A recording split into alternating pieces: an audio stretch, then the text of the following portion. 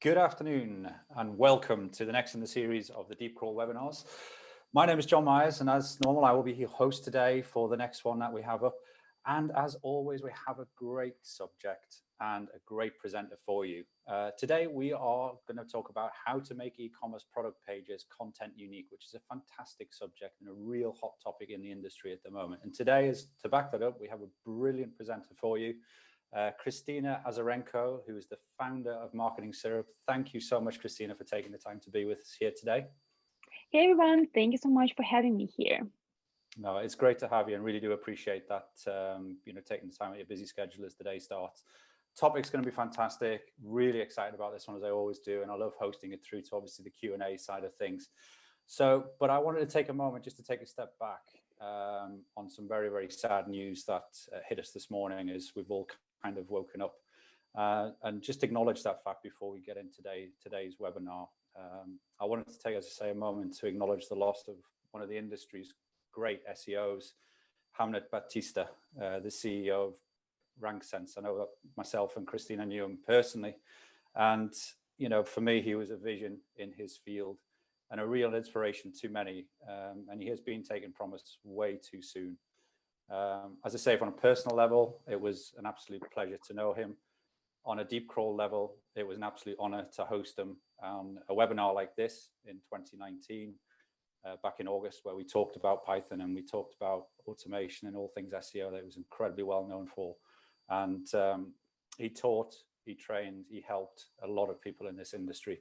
So to lose him and to hear of the complete shock of the loss, and the huge loss that he is to us is immensely saddening. Obviously, Deep Crawl would just like to acknowledge that fact of somebody who's been a stalwart to this industry and that loss, and really we're thinking of his family and obviously his loved ones in this very, very difficult time. And me and Kristina are going to get through this one today and talk about a subject that I know that he was incredibly passionate about, and I know that Kristina recently shared a panel with him at Deep Crawl Live just back end of last year. So Hamnet Batista, it's been an honor to know you, and it's a great loss to the industry, as we all know. So without further ado, I'd like to obviously get back onto today and get back into the subject that we're here to discuss and to talk about. And I'm, as always, excited about this one. This is a topic I'm incredibly passionate about. And as I mentioned, we're going to have some great things to talk about. We're going to follow the same format that we always do. For anybody that's obviously joining in and has been on a Deep Crawl webinar with us before, we're going to do around about 25 minutes of presentation and followed by Q&A. We love Q&A. So please do submit your questions in the Q&A box at the bottom of the screen. This session, as normal, is recorded and will be available with a full write-up on the DC blog as of tomorrow as normal. Listen back to it, have a read, pick up all these amazing tips and tricks that you're going to get from Kristina today. And it really is about all things e-commerce SEO today. There's going to be some great stats. There's going to be some killer tips on product pages, and talking about how to stand out. So, I mean, it's the presentation looks fantastic. I've been very lucky to obviously have a quick look at it before it gets presented today. So I'm very, very much looking forward to this one, and I'm sure you all are tuning in on this one today. So without further ado, I'm going to hand over to Kristina Azarenko, who's the founder of MarketingSyrup, who is obviously joining us from the other side of the pond today as well. So it's still morning over there as we're getting towards the back end of the day here in the UK. And please, as I say, we love Q&A. So don't wait till the end to submit your questions via the Q&A box at the bottom of the screen. Get them into us now as you go. If you hear something that Kristina says, bob the Q&A over and we will get those questions asked on your behalf. Very much looking forward to this one. So I'm going to mute myself now and I'm going to hand over to you, Kristina, to take control and take us through how to make e-commerce product pages content unique. Over to you. Thank you for doing this. Thank you so much. So let me share my screen first with all of you.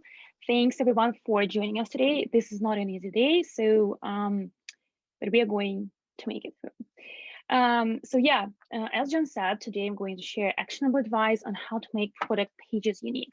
But first of all, just a few words about me. I'm an e-commerce and technical SEO consultant, and I help different kinds of businesses, mostly e-commerce, marketplaces, and automated businesses, to thrive online and get traffic and sales they deserve. I'm also creator of the SEO Challenge course, where I teach people how to do SEO properly. And I recently launched my completely free Chrome extension, which is called SEO Pro. So if you want to use it, we just like see all this SEO stats in one click, you can just go ahead and Google it. I originally shared this information a little bit before on like a different presentation, but even before COVID. And according to NASDAQ, by 2040, around 95% of all purchases are expected to be via e-commerce versus offline shopping. And considering the situation we are in right now, it seems that we are already in 2040, because everything is transitioning online. Instead of, for example, going for groceries offline to like different stores, people prefer to buy it online, especially when everything was closed. And I know that in many countries it's still closed, so you either might not have another option, or many people just get used to it because it saves a lot of time. So people just go online shopping for anything, basically. I don't know how many times I use Amazon and other like small stores within like 2020, a lot of times. And I see that many companies which didn't have an online store, they are now switching to this e-commerce wave, I'd say. So there are a number of types of pages on e-commerce websites: the homepage, category pages, and product pages. I'm not going deep into filters, into search results pages. This is just a quick overview to make it simple. Obviously, there are subcategories and all this really interesting types that you can utilize as well. But today we are going to talk about product pages specifically. So from my experience, I see that there are three main issues when it comes to product pages. The first issue, sorry, I just okay, because I see all the presenters. Okay, sorry. So the first issue is almost identical product found on different URLs. For example, when you have colors, sizes, I'm going to talk about this in detail just in a minute, but this is an overview of these common issues with product pages. So the second issue is that when there is the same product found in different categories and it's found on different URLs. So it's okay for a product to be seen in multiple categories. That's totally fine, and that's actually really good. But when it has URL which is dependent on these categories, this is not really nice, and that's what I'm going to talk about as well. And also products that have original manufacturer description. So when there is a manufacturer and there are many resellers, and they just copy the information from this manufacturer website and don't add anything specific on their pages. So I'm going to talk about all of this right now. But first of all, why is it a problem? Why having multiple product variations or really similar products on different URLs? Why is the problem? It's a problem because Google gets confused which product it should choose to rank. When somebody is looking for example, a orange polka dot dress, but you have it in different sizes on different URLs, it's really confusing. And it's better to have everything under one URL, because otherwise you're burning your money. And how do we fix that? As I said, I'm going to share with you actionable tips on how you can do this in your stories. So the general answer is that you need to create high quality product pages with unique content so that you stop burning money. But it obviously sounds much easier than it's done. So now I'm going to go into each of the issues that I was talking about in detail and give you tips for each of these issues. So the first issue is almost identical products found in different URLs. And here are more examples. So colors, sizes, materials, or other product options. There's so many possible variations, but color, sizes, and material are, I'd say, one of the most widespread. Maybe brand as well. Something like product options like cruelty-free, for example, gluten-free. These are also options that can have separate URLs. Here's an example. So when you have different t-shirts like blue, green, pink, purple, but on all different URLs. And here is one of the conversations that I had on Twitter when somebody was creating an online store, and then they read some of my tips in my ebook, and then they're like, oh, actually, I created these two URLs, these two product pages that look exactly almost the same, and I'm going to show these product pages to you. So basically, there is black tape with green drops and black tape with orange drops. I don't think that people specifically look for orange versus green dots, or that can be blue, purple, etc. And having those products on separate URLs doesn't help a store at all, because Google, again, Google gets confused on like what's going on. So the solution here would be to create separate pages for product options only if there is a demand for that. Demand means if people look for it. So that's why I said here that I'm not sure, obviously you need to check, but from my experience, people are not going to look for this specific like orange drops versus green drops for this kind of product. So if create a separate page for your product variation only if there is demand for it, if people are looking for it. Otherwise, create only one product URL and list all the options under this URL. Here's a good example from Nike with product variations, different colors and different sizes.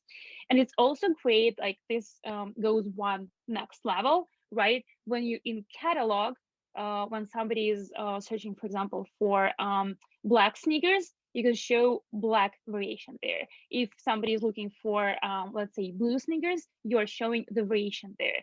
But the final product URL stays the same, and the variations are listed under this URL. So I created this quick scheme for you so that you can easily answer the question, should you create a separate URL for your product plus option combination?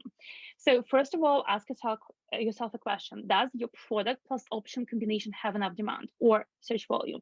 You can do this, you can check it by doing keyword research. If the answer is no, then you don't need to create a separate page for these variations. If the answer is yes, then the next level is that, can you support product variations with unique content? If the answer is no, if you don't have copywriters, if you're just one-man show, the probability is that you won't be able to create so much unique content for each variation. So maybe at this point, a better decision would be not to create separate URLs for product variations as well. But if the answer is yes, if you do have an option to support these variations, then you can create separate URLs for product variations. Because sometimes they are ranking really, really good for long tail keywords. But again, if they have demand. The second issue with product pages in e-commerce stores is that when the same product is found in different categories and has different URLs.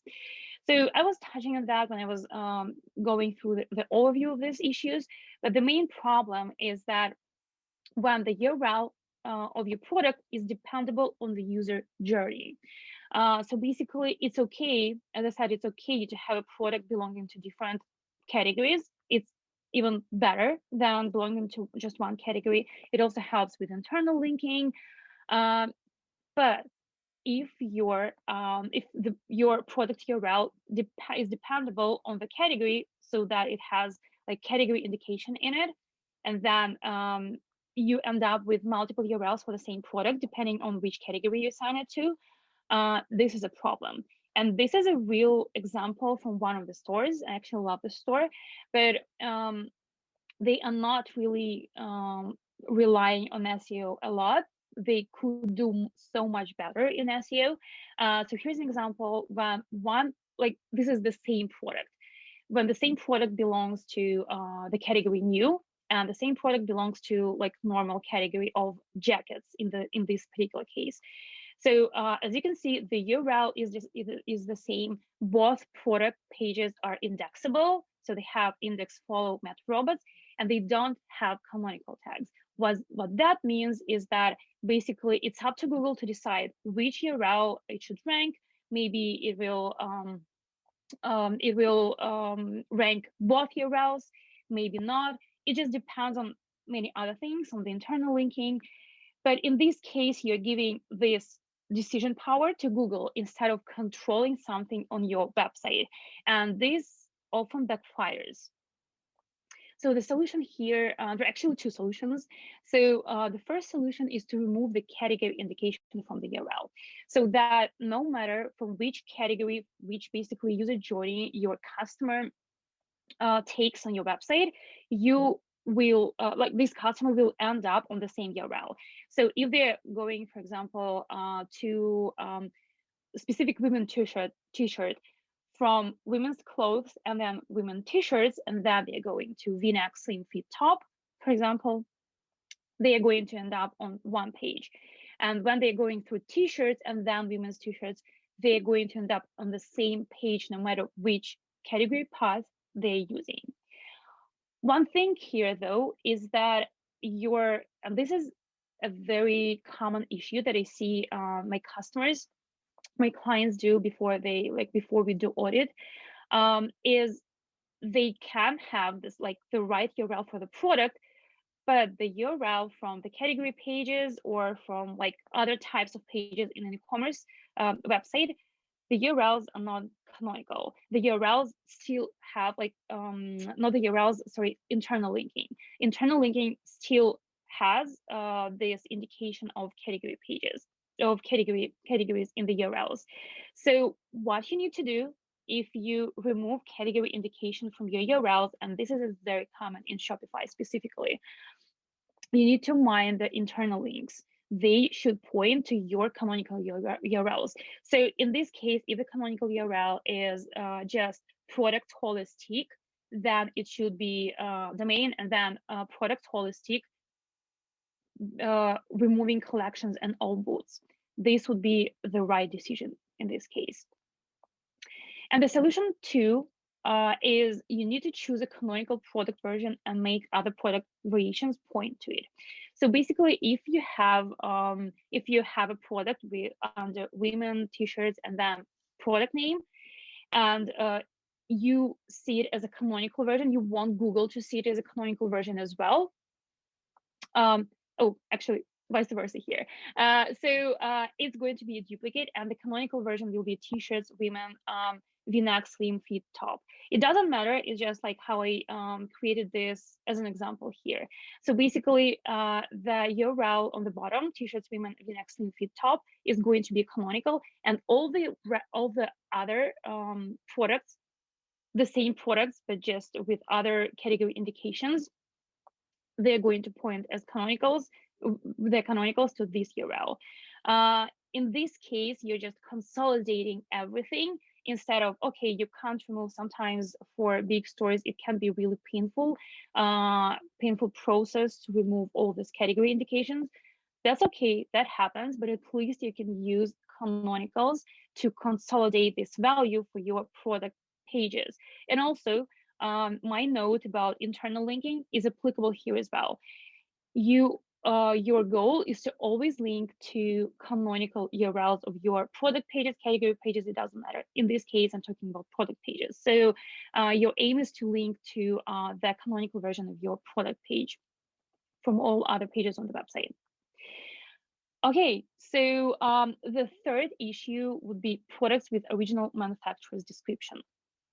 And so I was reading this book, which is called Stillness is the Key, and I decided to look it up on Google. And there's so many websites who are using the same description. And it's not only about books; it's actually about everything. When you resell something that is produced or published, in this case by other manufacturers or producers. So the solution here would be to find the ways to stand out, because honestly, Google considers all your content on the page. So if, for example, you have just one paragraph or a few paragraphs, few small paragraphs, not like many paragraphs of the content, which is the same across other websites, that's okay if you have something else to stand out. And this something else, I'll give you examples. So first of all, these can be customer reviews, because customer reviews are always going to be unique. This is user-generated content. So when people come to your website and when they review your product, they're going to use their own words. All other resellers, they just won't have this content. And the chances are high that these people are going to use keywords, like, for example, this book or something, if we are talking about students is the key. And you can even, this is also really a great thing to do, you can even give pointers to your customers what they can mention in the review. It's not like you are forcing them to mention it, you're just guiding. And at the end of the day, this is their own decision what they use. But again, having this user-generated content, high quality user-generated content, helps your page to be more unique. The overall amount of content of your page will be unique. And of course, reviews are really good for conversion rate optimization and user experience as well. I personally read reviews all the time before I buy something. I'm sure that you do the same as well. Another thing is customer photos. If this is a product, like, okay, if this is just a book, maybe there is no point to ask your customers for a photo, because a book will still look like a book. But if there is something else, like, for example, toothbrush or something, especially with crafts. Oh, I build doll houses sometimes, so it's really great to see how people do them as well. When you buy a kit, people can change something or like different lighting and etc. It's really great to see how this product looks like when it's already assembled. So this is a good idea to, like, if your product needs customer photos, it's a good idea to ask customer for photos as well, because here we are talking not only about text content but about image content as well.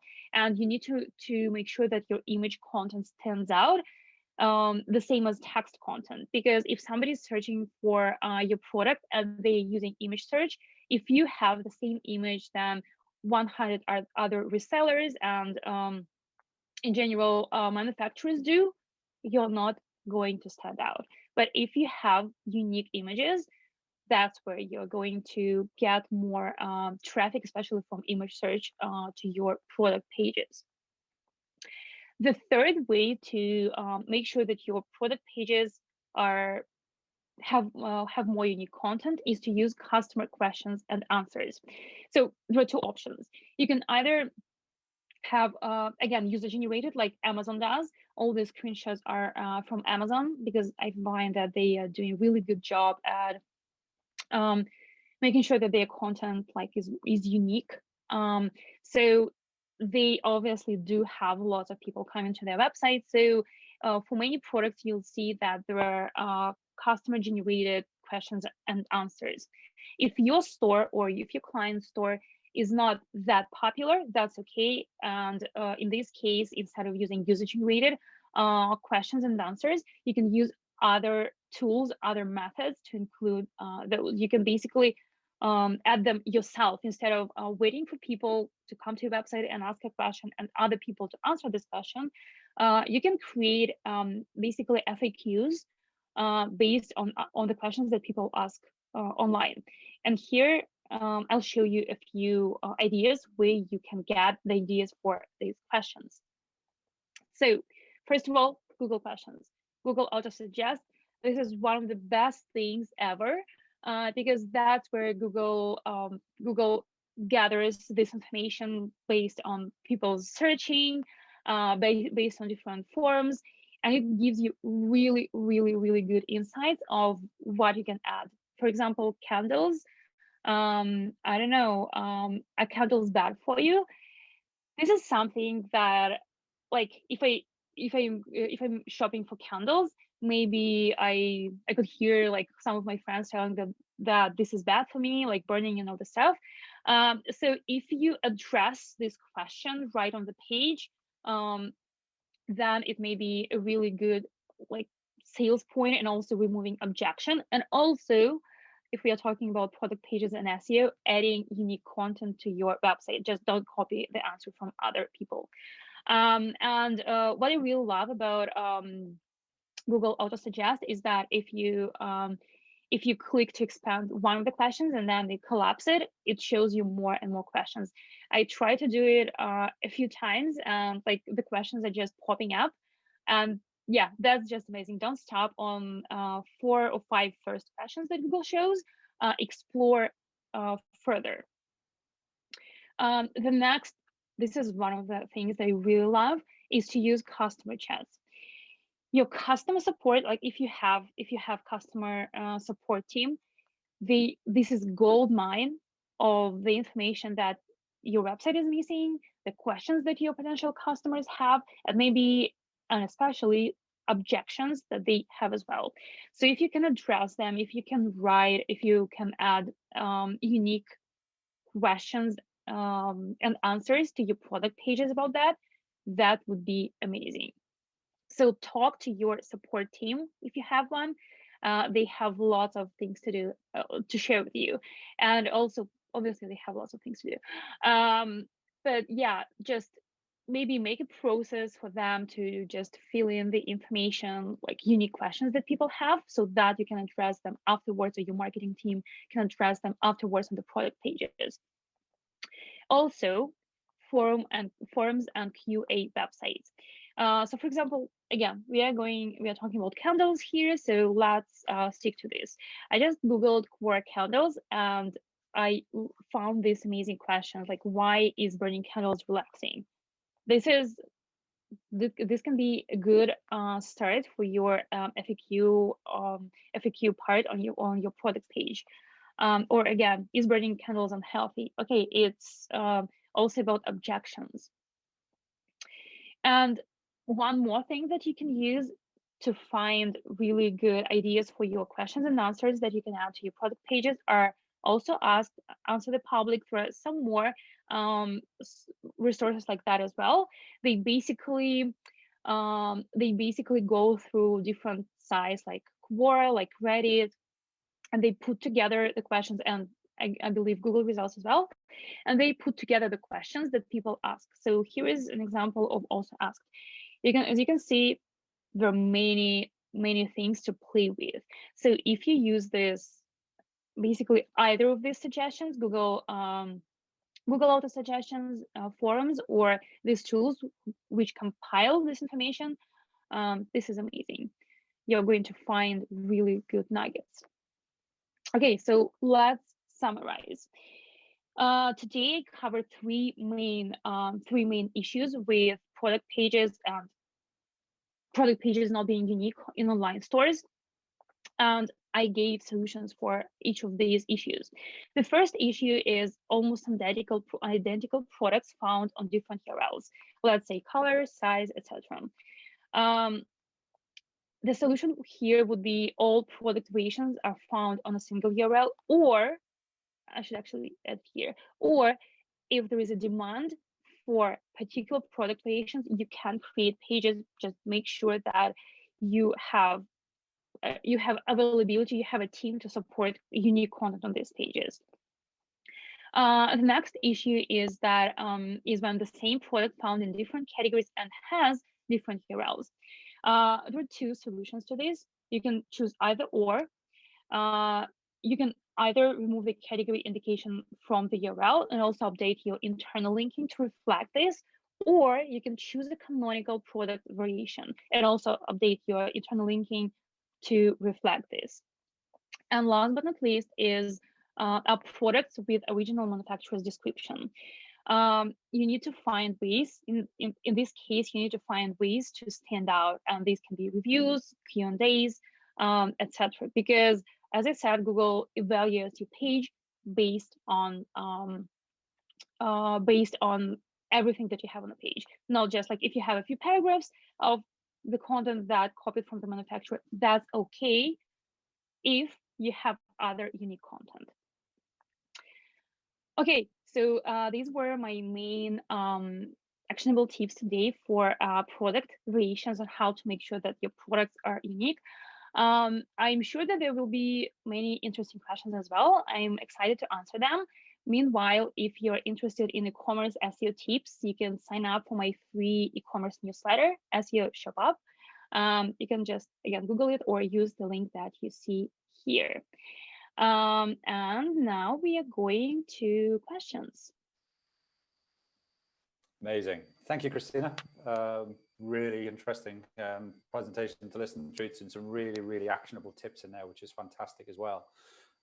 Just already had some comments coming back, and Catherine, just a quick shout out to Catherine saying, obviously super helpful. Thank you for that. That's I'm really glad you enjoyed it, Catherine. It's just nice to get sort of tips that are very actionable you can follow through. And obviously I would say about taking it back to the office, it's probably the wrong terminology at the minute because nobody's going to offices, but it's very useful to be able to take it back in everyday life and put them to use. What's great is we have some questions, which is fantastic. So and Russ Smith, again, just a quick shout out to you, Russ. Thanks for saying that was super helpful and clear. That's really appreciated as well, Russell. So thanks for taking the time to put a comment in there. So I'm going to get into the Q&As. Please keep the questions coming in, guys, because I have around about 15 minutes for questions and answers. Some great ones already, and like I always do on these things, I always like to start with the first ever question that we get, and that was from Janine Hill, who's basically asking Kristina. She has a client that sells 17th to 19th century antiques. I don't know if you've ever done any shopping optimization for antiques, but this is a really interesting niche. Yeah. Okay. So she's saying each one is a one-off item, obviously, because it's an antique. So it's not like you've got multiple versions of the same item, and they sell reasonably quickly. How could their products sell via Google Merchant Center? When you're dealing with one product that's completely unique and it potentially sells quickly. Are there any tips or tricks around, obviously, how to optimize for that? Yeah, so I have tips how to optimize for that on the website. I don't have tips for that for Google Merchant Center. And so I worked with Google Merchant Center and feeds. And from my experience, it works really good when you have products which are like always available or like don't go out of stock every other day, right? So yeah, I actually don't know how to approach this specific scenario with Google Merchant Center. But when it comes to your website, I can give pointers here. So if your products are just going in and out of stock, you can either leave the pages of the products, like if a product goes out of stock, and if you still see that people, like, you can analyze it always. If you still see that people are coming to this page when the product is no more available, you can leave this page, say that, oh, this product is out of stock, but we have other products that might be interesting to you, and give options of other products which are related. For example, if you're selling 17th century vase, and you have other vases for 17th or even 18th, 19th centuries, you can add them there as well. So that's how I'd approach optimization of in and out of stock products on the website. But when it comes to Merchant Center, I'm not sure. I think that you can test it. It also depends on the demand in general. Like, are people searching for this? Because yeah, in Google Merchant Center, you can use shopping ads, and if people are searching for this, then that's okay. If also Google Merchant Center feed is also used for remarketing techniques, I love it. So you can use it for this 100%. But when it comes for acquiring new customers, I'm not sure how this is going to work. This is something to test. Okay, no, brilliant. I think you're absolutely right. I think it's really important that when you're dealing with something that potentially goes out of stock, having that, customers also looked at, or we have these similar types of products, is a great approach, because the world's worst thing is to deliver high value traffic to your website and then lose it because the product isn't there. So yeah, it's a great way of looking at it. Alicia Steingraber is asking about, obviously, when adding reviews and other user-generated content, do you have any thoughts about how review aggregation tools like, say, Bazaar Voice impact on the duplicate content issue? You know, like using obviously manufacturer descriptions, because obviously multiple e-commerce pages will just take that manufacturer's description of the product and pop it on there. And then are we then getting into duplicate content issues, or is that kind of okay?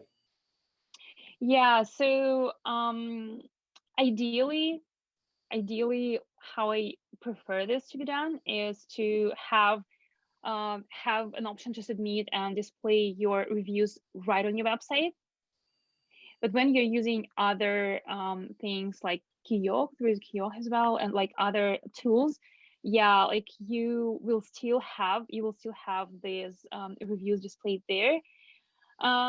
This is not ideal, but this will still work, because in general, like this is a combination of your content in general. You can have a little bit of copied description from manufacturer. You can ideally add something from yourself, because your store also has a vision. It should have its why, it should have its like shipping information and all this stuff. And reviews like generated from Bazaar Voice, this should be also fine, because in general, Bazaar Voice or like other tools like that, they're not going to rank for your product, right? You're going to rank for your product.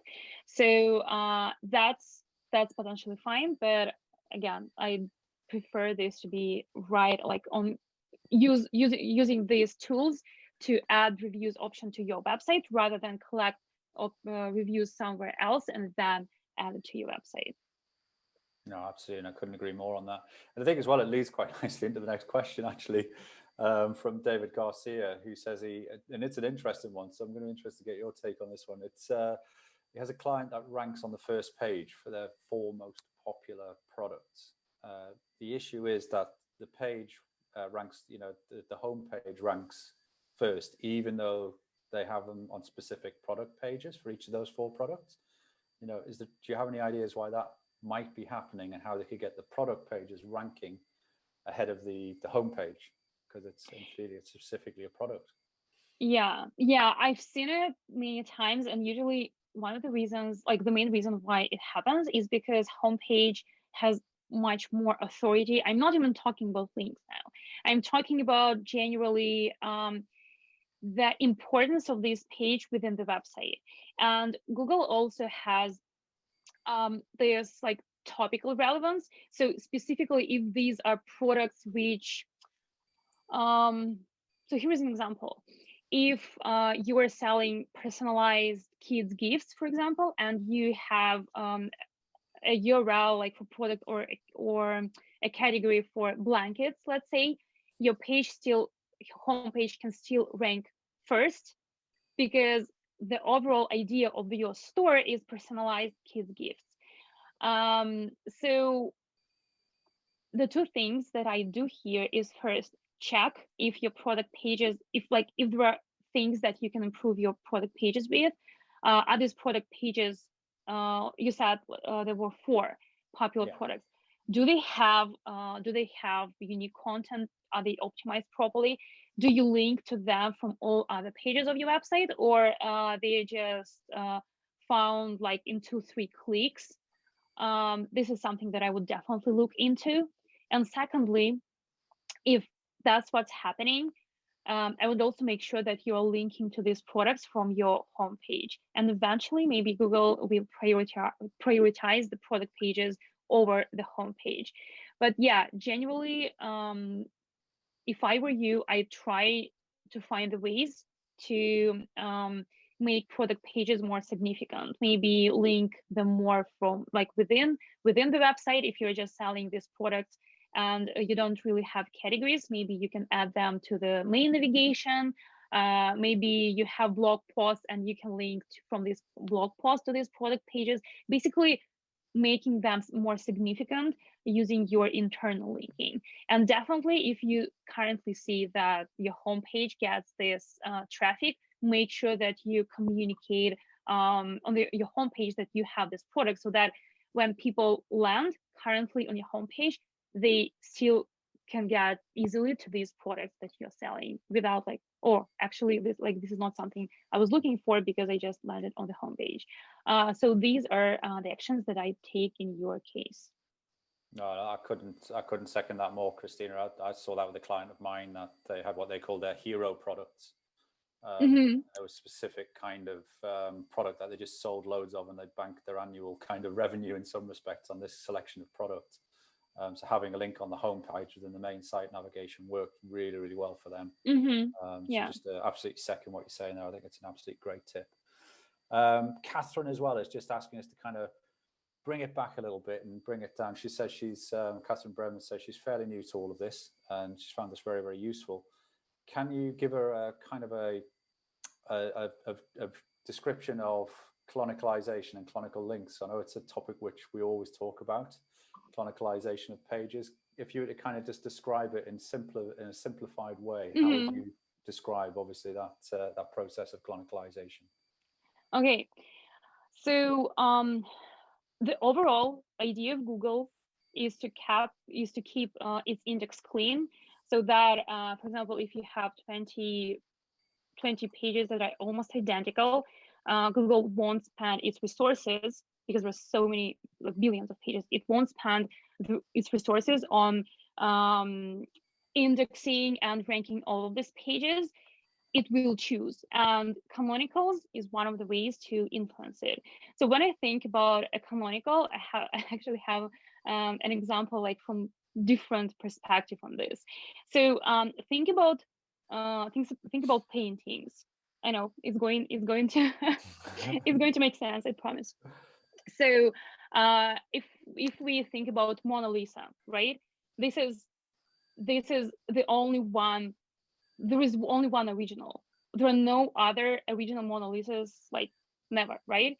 But there can be replications. There can be like I wish I could, but let's pretend I could paint Mona Lisa, but this will not be the original one. So basically, when you think about that, Mona Lisa, the original Mona Lisa, is a canonical, and all other paintings with Mona Lisa, they say, oh, this is a replication of this. So basically, when you say this is a replication of this, it means that basically this word, the replication, is a canonical tag pointing to the original Mona Lisa. And that's exactly what happens with the pages in general.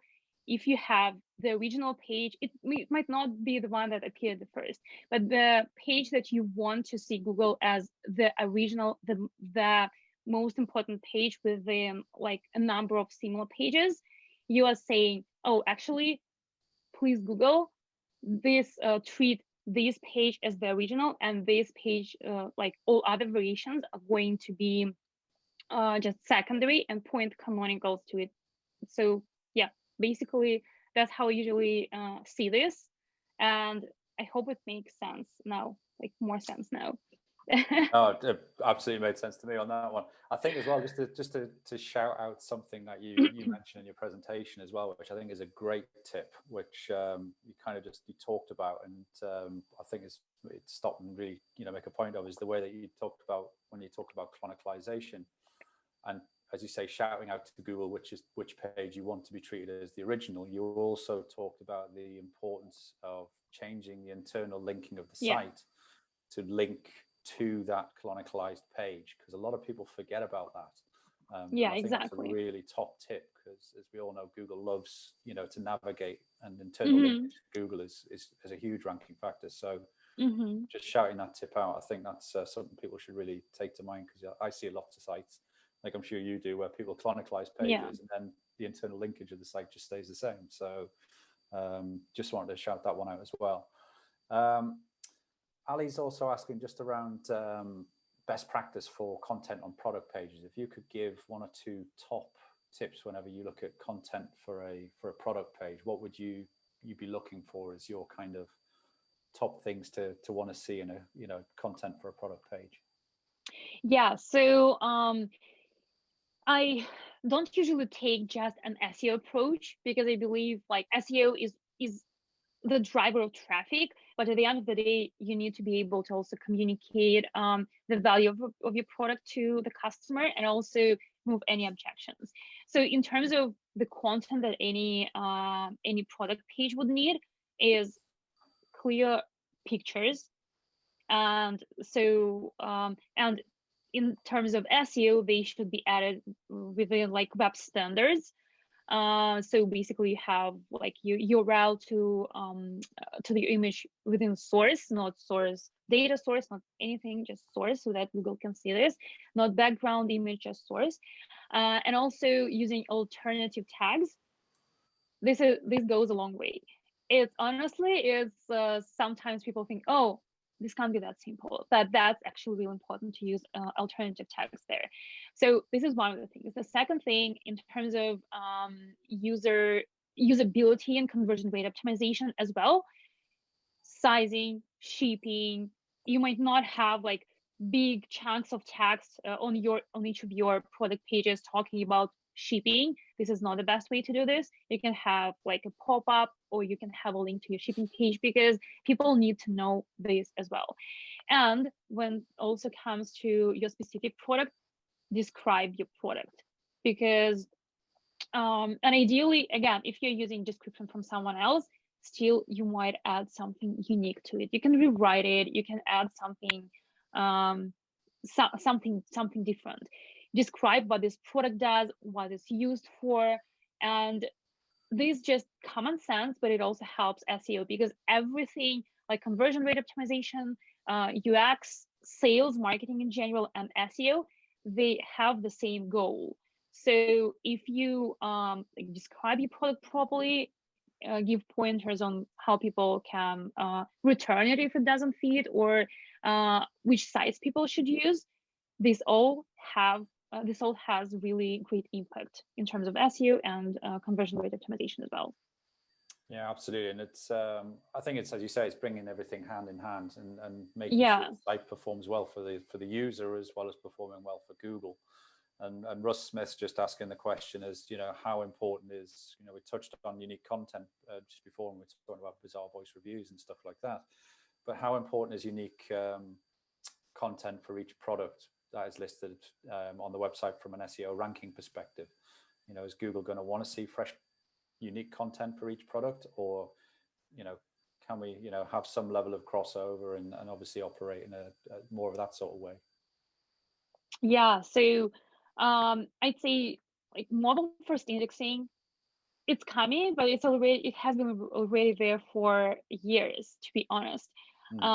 So it doesn't really, well, the main thing that you need to understand is that your desktop website doesn't count at all. It's not going to count, only your mobile website. So whatever you have on your desktop website, if you have product images, and then you think, oh, actually on mobile we don't want to show these product images, we just remove them. Then we also want to just have a really short description so that people can easily scroll on like from mobile, and then you trim most of the content on your mobile URL versus like on your mobile version versus desktop. It's not going to work. You need to make sure that, and it's applicable to any page on your website, on any website. You need to have all the main content on your mobile version as well. And it's okay to use like expand collapse, especially for mobile, because like for usability. But yeah, it's not only about product variations, it's about any page on any website. No, absolutely, couldn't agree more. And obviously, Alyssa put another question as well about preparing for Google's upcoming mobile first update. And as you're talking about, it's kind of, it's happening. They keep updating things, they keep changing bits, and I think it was about really sort of 2019 when they started flipping over to more of a mobile-driven index, from what I remember, around about July time. So it's here, and it's real, and it's with us. So for anybody that's on this, obviously, start optimizing towards mobile and read up on what's going on there, because it's here and it's running for us. at the moment, kind of thing. I think we're just flying through this. We're already running over time, and we've got so many questions coming in. So I'm really glad to see that this topic has really hit home. But I'm going to ask a couple of more questions because we've still got people online. If we don't happen to get to your question, we'll absolutely follow up directly with you and get you an answer to your question, because I really appreciate you guys are asking some great questions. So I just wanted to kind of just shout out quick to Kyle Wong, who said, obviously, thanks for sharing all this, Kristina, who said fantastic content. Can the tactics, that solutions that you've mentioned, are they obviously addressable into other marketplaces? Specifically, Kyle is talking about, say, restrictive marketplaces like China. Would that be something where, you know, you could go and target, you know, with these same techniques in China? I'm going to guess Google's kind of a global platform, and it depends on, you know, the products that they have available in each market, but it'd be interesting to get your take on it. Yeah, so Google is obviously, as you said, a global market, but also if we are talking about China, there is Baidu, and they have completely different ranking factors. So I'd rather first think about the main search engine that China is using, and then go from there, because maybe you'll need to optimize for the main search engine for Baidu first. This is like the first thing. Secondly, if there are regulations that you for some reason can't use anything, or can't use something, you should think about these regulations first. If like some legal requirements or all other things, you should think about them first, and then about SEO, because SEO is the way to get traffic to your website. But if you then have legal problems because of that, this is not good. So in general, yes, this will be applicable because there is nothing illegal in this. But if, for example, you copy the content from manufacturer who doesn't want you to copy content, and you have like in your contract that it's illegal to copy their content or change, for example, the name of the product or something like that, this is not SEO. This is something that you need to figure out in your particular situation. No, I couldn't agree more. And I mean, we're out of time. I mean, this just flies by. And I really appreciate all these questions that are coming in, guys. And I promise you, what we'll try and do is we'll mop up those questions from the Q&A, and we'll come back to you and we'll answer those questions for you. If that's okay by you, Kristina, we'll kind of jump in and we'll answer these questions and make sure you all get an answer. But it just flies by, and we really are out of time. We're already, we set around for 45 minutes, and we're already at 55 nearly. So we really do appreciate you guys hanging on. Obviously, so a massive thank you to you guys for attending this webinar and being so interactive with us. It really is appreciated. And obviously a massive thank you to you, Kristina, for taking the time to come and do this and being with us here on the Deep Crawl webinar today. Feel free, everybody that's been attending, feel free to reach out to us and request a free demo and a consultation. It'd be much appreciated. We love to hear off everybody, and we love to show off the product that is Deep Crawl. And remember to download our latest white paper as well, which is on something that we touched on briefly in this presentation, which is obviously how SEO and UX can help you drive e-commerce growth. Really interesting and insightful read, and some great tips and tricks in there, and the two really do go hand in hand.